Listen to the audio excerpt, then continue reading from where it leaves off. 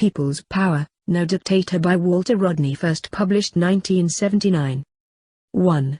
On the nature of a dictatorship in general. A dictator is defined as one who elevates himself above all other citizens, and often makes claims to be closer to God than mere mortals. Emperors, kings and nobles of the feudal period easily became dictators because they could justify despotic acts on the grounds that royal power and authority were of sacred origin. In more modern versions of dictatorship, the absolute ruler has to fabricate an elaborate cult of the personality to prove that he is more intelligent, more potent and generally superior to any other human being. Idi Amin fancied himself not only a physical giant but also as an intellectual giant. Besides, he boasted of a direct line to Allah. Eric Gary, our Caribbean ex-dictator, dabbled in obi and convinced himself that he was better than the world's leading scientists and would personally solve the problem of unidentified flying objects. This is the stuff of which dictators are made. By definition, the dictator is responsible to no one, no organization, to no social institution. On the contrary, he creates the impression that he holds in the palm of his hand the existence of every person and every organization. The dictator is paramount. He gives out land, scholarships etc., not because they belong to the people, but because he considers that he is doing the rest of mankind a great favor. That is why human and civil rights disappear under a dictatorship. At best, an individual is expected to be eternally grateful to the dictator. After all, that which the dictator giveth he also taketh away. A dictator is representative of some class other than the majority of the exploited workers and peasants. Class domination itself is sometimes called dictatorship, but of course all members of the class which controls the given economy normally expect to share in the political power. A dictator prevents this from happening. Even within his own class there is no scope for freedom of expression. The dictator obeys no rules other than those of his own making, and consequently there is a tendency for rules to be abandoned altogether. The rule of law is replaced by arbitrary conduct and orders from above. Dictators surround themselves with mediocrities and lackeys, that is to say, by men and women with little competence and integrity who maintain their positions through cunning, opportunism and bootlicking in relationship to the dictator. In relationship to the people, these stooges of the dictator become tyrants, who imitate as best as they can the intolerant and despotic behavior of the big boss. In political life, men and women make decisions about their own welfare. Politics has to do with making choices and implementing decisions. The realm of politics therefore constitutes one of the highest aspects of a people's culture. Through one-man rule, the dictatorship reduces politics to the art of manipulation. There is nothing big or small which lies outside of his personal intervention. Nor does he remember to draw the distinction between public policy and private interest. That is why the dictator and his cohorts continually confuse the national treasury with their private bank accounts. That is why a dictatorial regime so often bases decisions on petty spite and vendetta, amounting to what we in Guyana would call grudge politics. On the surface, the dictatorship might appear to be efficient, but the opposite is usually the case. The fact that a dictator is ruthless does not necessarily make him efficient. A dictatorial system destroys initiative. It does not allow the genius of the people to flourish, and it frustrates even that class from which the dictator emerged. Dictators always pretend to be strong men, but in practice, the effort to control everyone and everything is too much. The historical record shows that several dictators were more than a little bit mad before they seized power, and many of them certainly went crazy after some years of despotic rule. 2. On the nature of the Burnham dictatorship in particular. As soon as we have stated the tendencies of dictatorship in general, we have already begun to lay bare the characteristics of the Burnham dictatorship. But of course we must go further and identify all of its peculiarities. The first peculiarity is that the Burnham dictatorship has masked and camouflaged itself. It would prefer that its vices be hidden from the public. Why is this? Men in the past have boasted of being dictators. Some have even pretended to be benevolent autocrats, ruling in the interests of those over whom they exercised absolute control. Recently, Somoza of Nicaragua went down fighting as an unrepentant dictator. But nowadays, hardly any rulers admit that they are dictators. The demand for freedom has become universal, and repression feels the need to camouflage itself. Thus the Pinochet regime in Chile rigged a referendum to tell the world that the Chilean people voted for a dictatorship. Idi Amin claimed to have had the support of the Ugandan masses whom he was butchering. The world has come to shun racist regimes, military dictatorships and all dictatorial governments. This climate of international opinion offers the first explanation as to why the Burnham dictatorship prefers to remain disguised. The Burnham dictatorship presents itself as its own opposite, that is to say, it presents itself as a democracy. This pattern has been determined by the manner in which Burnham achieved political power. Some dictators seize power by violence, as frequently happened in Latin America. Some inherit from a previous strong man, as in the case of Baby Doc Duvalier who succeeded Papa Doc Duvalier of Haiti. Occasionally, a dictator can arrive on the scene as part of an electoral process before taking the steps of brazenly undermining the self-same electoral system. This was the case with Hitler, who subverted German bourgeois democracy in the 1930s. Burnham has taken a similar road to power, subverting the democratic system of which he was part in 1953. We cannot say that Guyana today has reached the same stage as Germany under Hitler's rule, because that would be to lose a sense of proportion. Burnham as a dictator is petty because ours is a nation of less than 1 million people. Hitler had a mad wish to rule the world. For this reason, he is generally described as a megalomaniac. Hitler's megalomania was backed by the powerful German economy and the might of the German army. Burnham's megalomania is closer to comedy and farce. It takes the form of wearing a general's uniform and hoping that the army will conquer his own people. In the long run, however, every dictator is like any other dictator. Burnham certainly has the capacity to make life miserable for the entire population of our small nation. Like all classic dictatorships, that which exists in Guyana has fostered the cult of the personality. The minority PNC regime has used all manner of tricks and gimmicks to make the comrade leader appear to be a demigod. Some of the gimmicks were inherited from our past of colonial oppression. Thus on the exercise books of school children, the face of the reigning English monarch was simply replaced by that of the Prime Minister, even though there is a president as constitutional head of state in Guyana. Other practices which promote the cult of the personality have been adopted in flagrant violation of our culture. It is on record that one Hindu pandit insulted his co-religionists and Guyanese as a whole by stating that Burnham is a reincarnation of Lord Krishna. All Guyanese can attest to the many maneuvers of the PNC regime to glorify and deify the man Forbes Burnham. We have been afflicted with his face, his name, his voice everywhere. This obscene and vulgar behavior eventually had a damaging effect on our entire artistic production, including the strangling of our calypso tradition so the calypso crown could be won by whoever shouted the loudest praise to the dictator. When Burnham could not pretend that he was the greatest, he sought to attach himself shamelessly to the shirt tails of those who had proved their greatness in one field or another, ranging from Fidel Castro to Muhammad Ali. Most West Indians were totally disgusted by the ridiculous practice of Burnham laying personal claim to Clive Lloyd and the West Indian cricket team. For a small nation, Guyana has produced a discouragingly large number of lackeys and stooges who hide in the shadow of the comrade leader. Guyanese constantly complain of square pegs in round holes. The square pegs are the misfits and soup drinkers who flourish because each one is prepared to be his master's voice. This is a double tragedy in this situation. First there is the tragedy, with some mixture of comedy, of the incompetent, the mediocre and the corrupt making a mess of things. Secondly, there is the tragedy in which men and women of ability and integrity have been dismissed, or they have run away, or they have been reduced to silence.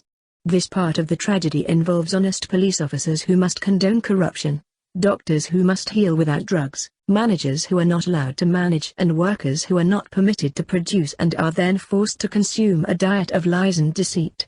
And all of this, incidentally, is carried on in the name of socialism. The smallness of our society also draws attention to the highly personalized nature of the dictatorship. The dictator and his cronies make it their business to hire and fire. They interfere with major management decisions and they intervene in the most trivial affairs. The ruling clique can be vindictive with appointments at the supposedly independent University of Guyana, as they can be vindictive with regard to businessmen applying for licenses for imports controlled by the government. The dictator can personally intervene to stop a soldier from going on leave, to prevent a junior clerk from getting a promotion, to victimize a casual workers for failing to toe the line, Decisions as to who to prosecute in the courts should normally be made by the Director of Public Prosecutions. Many of these decisions are made by the dictator himself in Guyana and are influenced not by the well-being of the state but by personal spite. It is said that the comrade leader boasts of his long memory and marks down persons for victimization even if he has to wait for 15 years before he can vent his wrath on them. When Guyana achieved independence in 1966, the PNC was a minority government which had come to power through dubious means.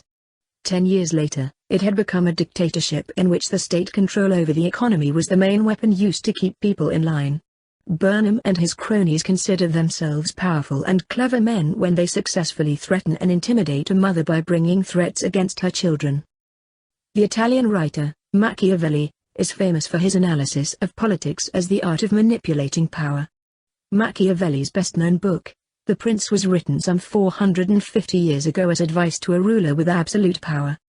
We have it on the authority of the late Jessie Burnham that her brother Forbes was a firm disciple of Machiavelli. In his own words, Burnham has described politics as the science of deals. He likes to wheel and deal and to treat persons as through each can be bought and sold. Burnham encourages around himself individuals who are weak or corrupt because he then exercises vicious control over them. According to Burnham's thinking, the ends justify the means, and the only means which matter are those which have to do with achieving and holding on to power. Any means are acceptable if they allow him to keep control over the state machinery. This is the ultimate in cynicism and fully reveals the Machiavellian strategy which has guided Burnham in his pursuit of absolute power in Guyana. On the international scene, Burnham could never be a powerful force. But he has proved crafty and cunning in achieving his ends within Guyana. An old woman at Bda shouted at a recent political meeting that Burnham makes Satan cry. This remarkable piece of wit from the Georgetown streets was in response to the deviousness of a man who has worked out a long-term plan for dividing and ruling the Guyanese people, all of whom he holds in deep contempt. Again, we should refer to the pamphlet by Jessie Burnham, entitled Beware My Brother Forbes, in which he describes his racist attitude to Indians, his absolute selfishness and his limitless ambition to hold others in domination. Jessie Burnham also provided evidence as to the stealthy manner in which Forbes Burnham went about his objectives. The Burnham dictatorship crept up upon Guyanese people like a thief in the night. His violations of human rights were frequent, but they were sufficiently gradual that many persons did not realize what was going on until it was too late. Take, for example, the end of freedom of the press. This was not achieved by any single action or by any single law. First, one national daily newspaper was nationalized and the second followed later. The two were then merged. One radio station was taken over by the government while the second was kept under manners. Eventually the two became government-owned and came under one management. Meanwhile, the opposition press was being restricted even at the level of one-page duplicated sheets. The nationalized press and radio are of course maintained by revenue produced by all Guyanese, but step by step they became the personal tools of the dictator and his clique. Press and radio journalists lost all independence and professional dignity. Today, the Chronicle newspaper is proud to announce itself as the sister of the New Nation publication, which is the official organ of the PNC party. Many Guyanese of goodwill are wondering whether there was a point at which they should have taken a stand to defend the freedom of the press. The best time to fight for a freedom is when it exists and is first threatened. But few Guyanese were prepared to come forward in the early years of the Burnham dictatorship because they were simply hoping for the best. Burnham recognized this attitude as a weakness of our people and he made the most of it. Today, there is no press freedom to defend. This is only a freedom destroyed which has to be rebuilt. The fate of the army and police can serve as other examples of the trickery which built the Burnham dictatorship. According to the Guyana Constitution, each soldier or policeman takes an oath of loyalty to this country symbolized by the head of state. Each soldier or policeman is expected to be loyal to the commands of an elected government representing the people. Little by little since independence, loyalty to the country became loyalty to the PNC and then personal loyalty to Burnham. The uniformed forces helped the PNC to beat down the majority opposition in 1973 and then by July 1978 they were helping Burnham to steal the rights of 90% of the population, including the rights of many former supporters of the PNC. One wonders whether the soldiers and police realized when they stopped being loyal to the country and started being the watchdogs of a dictator? In the old days, the three-card con game was very popular in Georgetown, especially in Lombard and Water streets. The three-card deals used to announce the more you watch the less you see, as they cunningly flicked their cards from side to side. Forbes Burnham is our national champion three-card con artist. There is another side to the gradual way in which the Burnham dictatorship was established. Guyanese were dealt blow after blow without being knocked out. But we certainly became dazed and stupefied. Our national poet, Martin Carter, was one of the first to comment publicly on this process. He mentioned how the senses of Guyanese were being dulled. Martin Carter called this the paralysis of the spirit. Many decent Guyanese were tricked into doing dirty things, believing that these acts would contribute to their own welfare.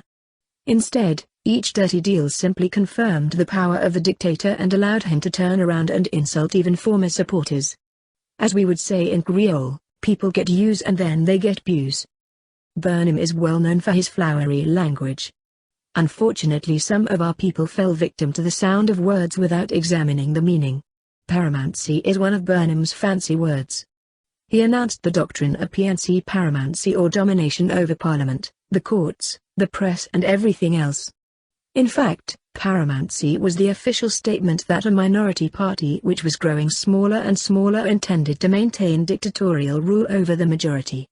At the same time, Burnham made it clear that he was paramount over the PNC.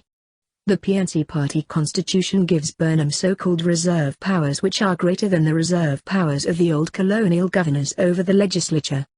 The PNC constitution states as follows: if the leader is of the opinion that a situation of emergency has arisen in the party, he shall have power to take all action necessary to correct such a situation, and for this purpose he may assume and exercise any and all the powers of the Biennial Delegates Congress, the General Council, the Central Executive Committee, any other committee, group, arm, organ or any other officer of official of the party. Burnham the dictator is paramount over the paramount party. 3. On the rights of the people. When Guyana gained its independence, it inherited what is called the bourgeois democratic system of Britain.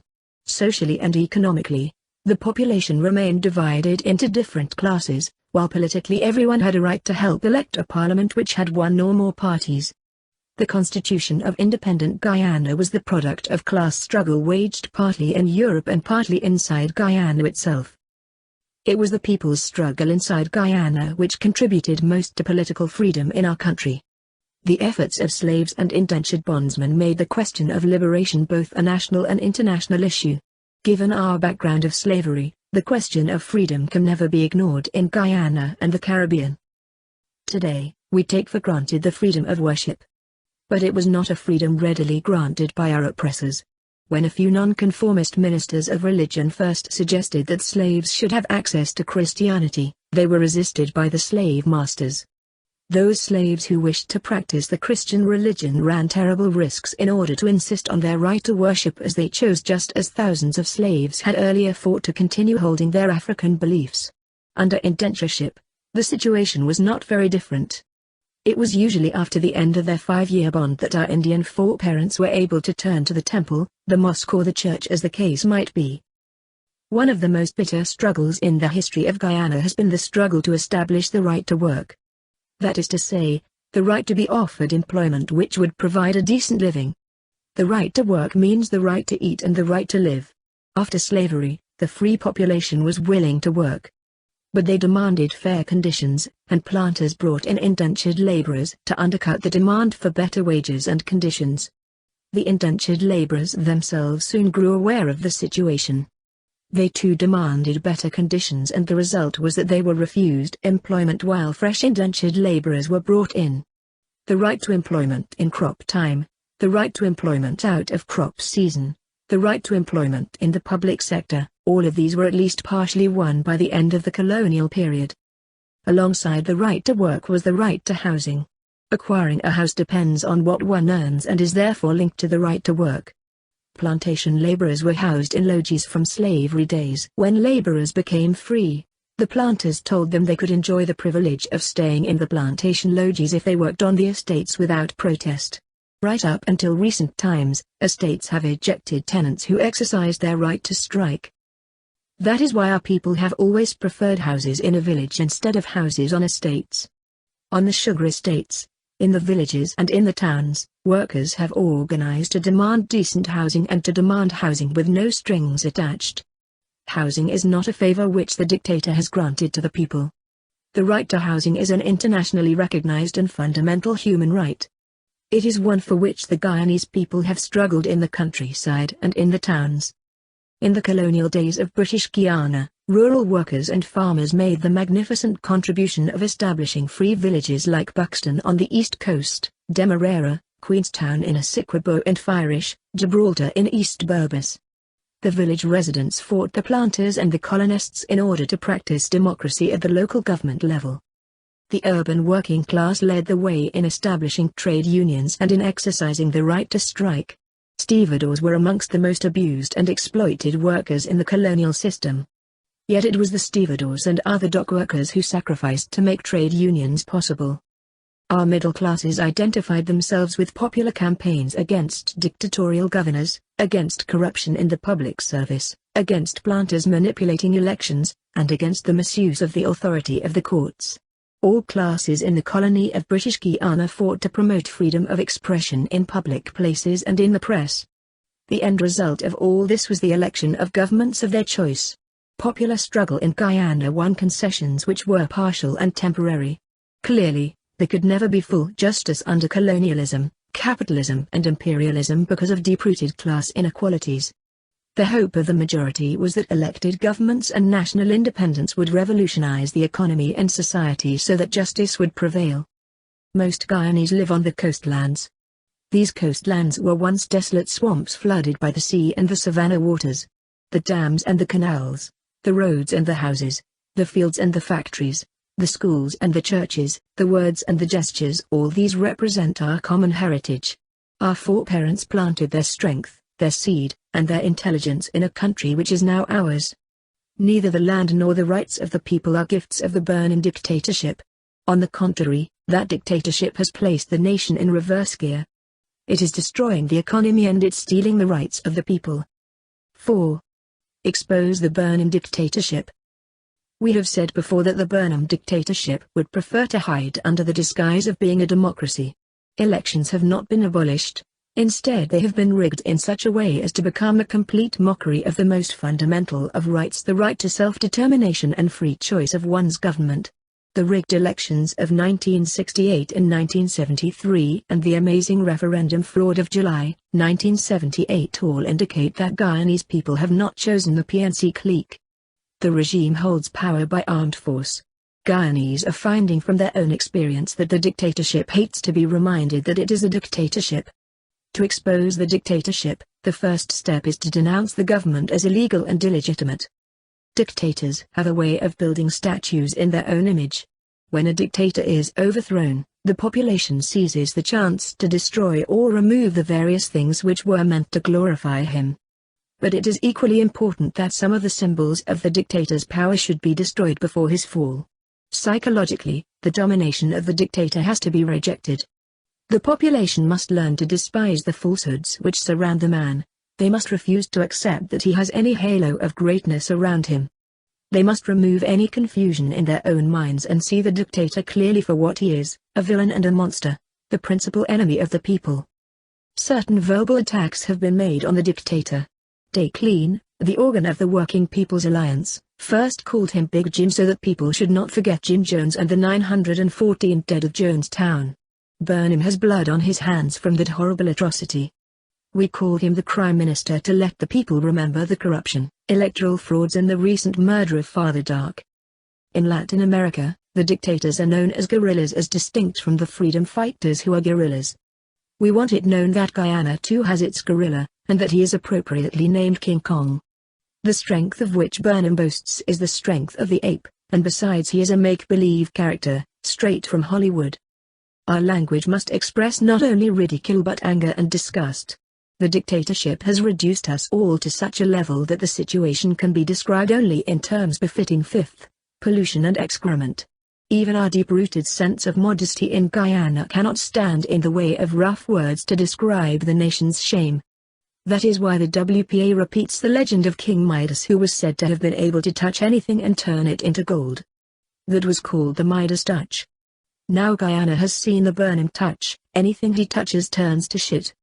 Many beautiful ideas have suffered from the Burnham touch: socialism, cooperatives, free education, nationalization, solidarity with Afro-Americans, support for freedom fighters. Burnham tries to intervene personally in everything, from road building to the administration of sports. He has touched a great deal in Guyana. Many formerly decent Guyanese are walking around doing dirty things or compromising with the evil of dictatorship. They have been touched. Of course, exposure at the dictatorship requires far more than mere words. The entire population must be committed to action. Each action in the popular interest is bound to reveal the dictatorship in its true colors. Mass public meetings sponsored by the WP have recently been used by Guyanese to show their opposition to the PNC clique. The apparatus of the police state was brought down on the heads of peaceful citizens attending these meetings. From time to time, the police denied permission for the use of loud-speaking equipment in defiance of the Constitution. Peaceful pickets and gatherings without loudspeakers have been broken up with tear gas and baton charges. In this way the dictatorship feels that it is gaining a physical victory, but the people are moving forward in their understanding. No one can now pretend that our rulers protect the freedom of assembly. As criticism of the regime grew in all quarters, the dictatorship came into the open on the question of press freedom. They tightened the noose around the PPP's Mirror newspaper, strangling it through denial of newsprint. The government has intensified its search for duplicating machines and typewriters. Duplicating equipment was seized from a political group, the WPVP, and also from a trade union, NACI. No one can now pretend that our rulers believe in freedom of the press. Determined working-class efforts have once again exposed the Burnham dictatorship on the question of the right to strike. When the sugar workers went on strike for a memorable 135 days in 1977-1978, the government called it a political strike. Now every strike is called a political one, which means that the strike undermines the power of the dictatorship. Workers have to learn not to fear when their strike action is called political. If the power of the people undermines the power of the dictator, then let our strikes be political. The real issue is not whether a strike is called industrial or political, it is whether that strike is in the interests of the workers concerned and of the working people as a whole. The recent bauxite strike is a high point in the history of the Guyanese working class.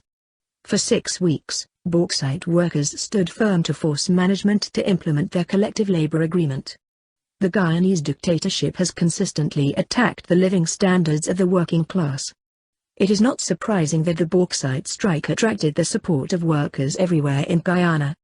Positive leadership from the 4 progressive trade unions gave bauxite workers nationwide backing, especially within the sugar industry.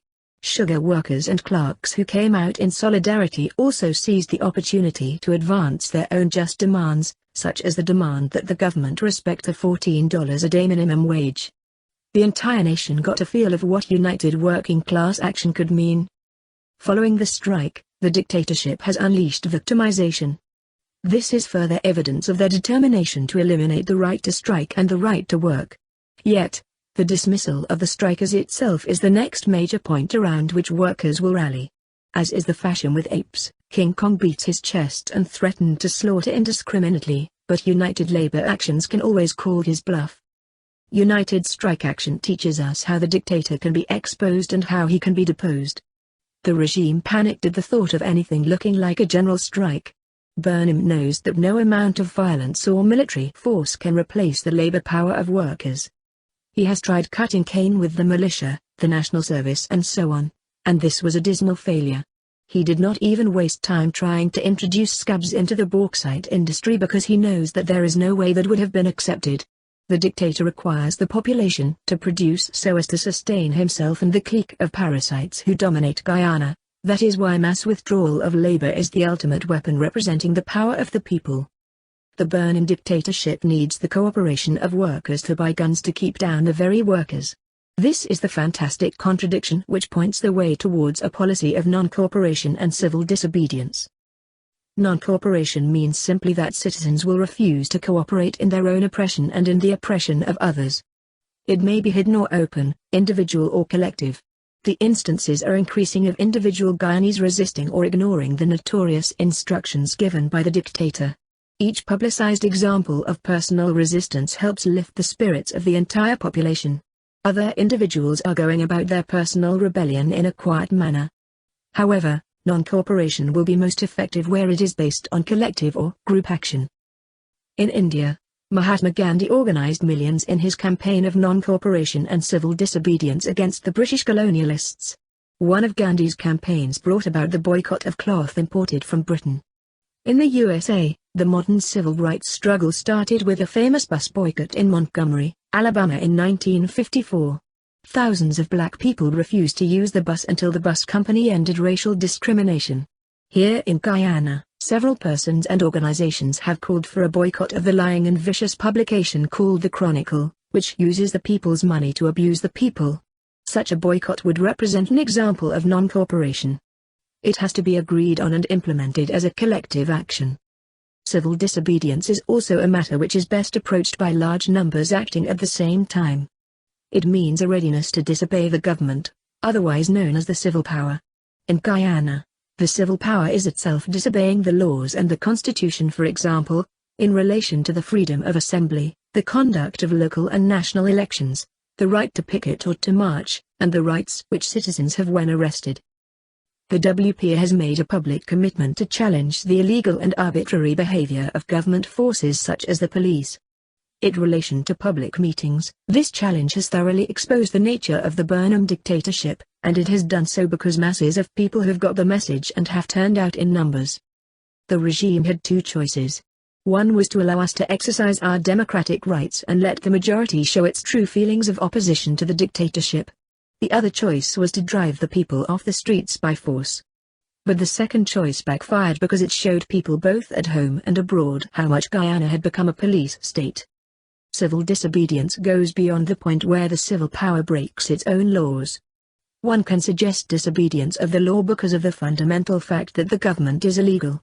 Citizens have a right to be guided not by the unjust laws or an unjust state but by what Gandhi called the higher law of justice.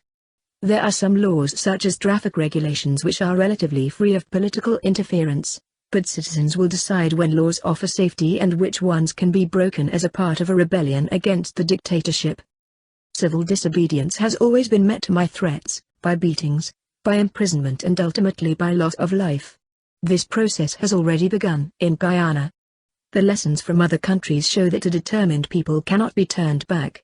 Certainly, blows and imprisonment are bringing out the steel in the Guyanese people, and the dictatorship will be taught whose steel is sharper. The murder of Further Dark failed to intimidate, instead more decent men and women rallied to protest the appalling state of the nation in Guyana. Few individuals want to willingly invite their own death. Yet many will be found who are prepared to fight fearlessly for their rights even if their lives are threatened. The human spirit has a remarkable capacity to rise above oppression, and only the fools who now misrule Guyana can imagine that our population alone lacks such capacity. During the famous 1763 slave rebellion in Berbice, there were numerous examples of the undying courage of our foreparents. The Dutch slave masters captured Akaba, one of the leaders of the rebellion, and he simply laughed scornfully when they tormented him. Soon after, Akaba and 8 other freedom fighters were put to death by roasting over a slow fire. Even their enemies were impressed by the fact that Akaba's men were firm to the end and did not flinch. The violence of the dictatorial state is always lurking ready to be unleashed when the people make their challenge. There will be more jobs lost, more bones broken and more lives sacrificed. Failure to see this would be to underestimate the difficulties. Precisely, because of the violence the population will develop its own tactics of self-defense. Attacks by PNC thugs and by thugs in uniforms, calling themselves police, have so far gone down without resistance. That phase is at an end. Self-defense is an inalienable human right, and the tactics of confronting the regime will change to ensure that persons defend their right to life and limb.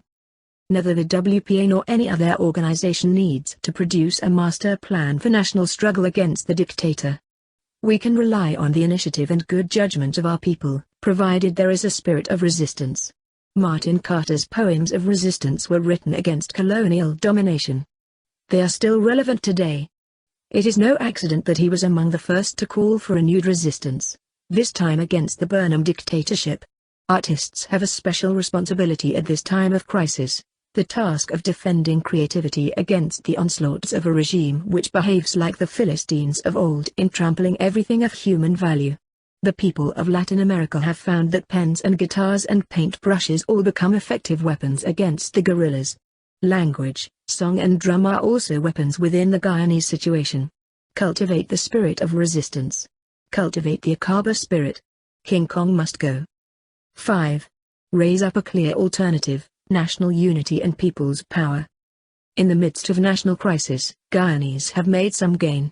The most dramatic achievement has been the consolidation of racial unity. Africans and Indians are standing side by side in a way that has not been true since 1953. Indeed, we now have a degree of racial unity greater than at any previous time in our history. The WP has consistently argued that political unity across racial lines was most desirable and possible. The truth of that position is now obvious. The firmest unity is unity in struggle. Guyanese are no longer divided in their struggle for bread and justice. Indian sugar workers and African bauxite workers are making common cause. African lawyers and Indian lawyers both see the need for unity to restore the rule of law. Our racial minorities are joining the new national movement without fear of domination. The dictatorship is spreading the wild propaganda to hold back the movement of interracial solidarity. The PNC clique is putting out that the WPA is an Afro-Guyanese group splitting black people so that Indians will be the next rulers. There is no need to answer such backwardness, except to ask that you look around and see with the eyes of the people.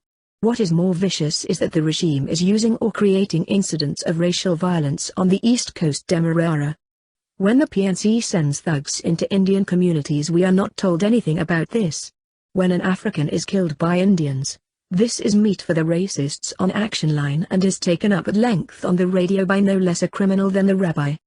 The PNC clique are even bold enough to talk about 1962 when they were in the forefront of racial violence. But we will hear with the ears of the people. Before the dictatorship can be overthrown, we must solve the difficult problem of creating national unity in the face of class differences. So long as there are classes, there must be some degree of class conflict. Nevertheless, it is necessary to build a broad unity across existing class lines, and there are several factors which favor such a development in Guyana today. The highest expression of modern capitalism is found in the multinational companies. The power of the modern capitalist is tremendous because it is on such a scale that it dominates entire nations and sustains imperialist exploitations. Guyana is fortunate that multinational companies such as Booker's and Alcan no longer control our economy. Nationalization was called for by all sectors of progressive opinion in Guyana. Nationalization of sugar and bauxite must be recognized as positive, although the nationalized industries have suffered from the Burnham Dutch. The private capital which exists in Guyana can play a nationalist and patriotic role because it does not automatically represent imperialist exploitation. Guyanese manufacturers and businessmen in general can participate in a movement of national unity because there is great need for an expansion of production and for an increase in productivity. Above all, there is great need for an extension of the productive forces, which means more technology, more investment, and a larger body of workers who are guaranteed employment and advancement. Through debate, discussion, and mutual respect for agreements, the national movement can offer conditions mutually acceptable to the group of local businessmen and to the broad masses of workers. In Guyana and the West Indies, an important social role is played by the middle class. The term middle class or petty bourgeoisie is generally used to refer to professionals, small businessmen, big farmers, and civil servants from the middle ranks and above. The Guyanese middle class is in deep crisis. The decline in Guyana's living standards has hit the middle class very hard, because they least expected it and are unaccustomed to it. Normally the middle class thinks in terms of security and comfort. There is very little of these things left. It's a headache to run a car, it's a burden to pay a mortgage, and it is impossible to acquire articles of consumption because of scarcity and extravagant cost. So the middle class has come to feel some of the material deprivations which many workers had long known about, and the learning process has been painful. Besides, the middle class has lost its sense of professional pride. There is little or no job satisfaction to be gained at any level in government service, and even outside of the government may have been beaten down into silence, but there are individuals who travel and who know the world. They therefore know that internationally the Guyanese government is totally discredited and that Guyanese have to bear the shame heaped on them by the dictator. Many members of the middle class are therefore entering the political movement. Many are willing to be mobilized, others will commit resources, and a few are prepared to take serious risks as part of the movement. The middle class understands that it can never monopolize a Guyanese government. From 1953, that has never been possible. Thinking members of the middle class are therefore in agreement that the solution is a government of national unity. This would be a government which they cannot dominate, but one in which their interests will be adequately represented and in which their views will be given honest and careful consideration. The WPA stands within the ranks of workers and peasants. There is no hesitation in so doing. There are no ifs and buts about our commitments to building a society in which working people enjoy the fruits of their own labor. A united working class is the base on which national unity is to be built. It is the working class, including housewives and the unemployed, who suffer most under the corrupt dictatorship. It is the working class which has sacrificed most in the struggle for bread and justice. A working class interpretation must win over the progressive element of other classes and strata. It will have to be made clear that the Burnham dictatorship came forth from a particular economic system, a system based in inequality and exploitation. It will also have to be made clear that working people require fundamental chances in the political structure to permanently guarantee rights which they temporarily won in the face of colonialism. The Guyanese working people, who are in the immense majority, will expect to have their labor power reflected in the power of the state. The WPA has called for a government of national reconstruction and national unity. Inevitably, the working people must play a leading role in such a government. Yet, it is proof of the maturity of our workers that they fully understand the need for patriotic compromise with other classes and social strata. Workers know from the most bitter of experiences how hopeless the economic situation has become. Small farmers know from heartbreaking experience that it is impossible to cultivate and survive. So the vast majority of our people will surely rally around a program which restores the economy through the participation of all. They will rally round a program which restores democratic rights.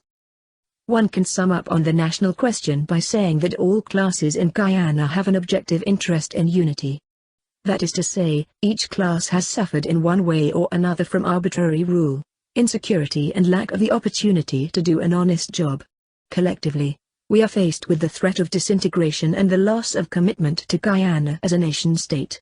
This is tragically seen through the large numbers lining up at the embassies and passport offices and in the large numbers who have but one ambition in life: to leave Guyana. This is the time of calling on our resolves of patriotism. The road to recovery of national purpose lies through the restoration of democracy. All parties and all interest groups must somehow be represented and be seen to be represented in a government of national reconstruction and national unity. Burnham must go. Yes, but that is only one side of the coin. There must be an alternative to replace the dictator. Let that alternative be a government of national unity. A clear alternative is a powerful political force. It gives our people something to mobilize around.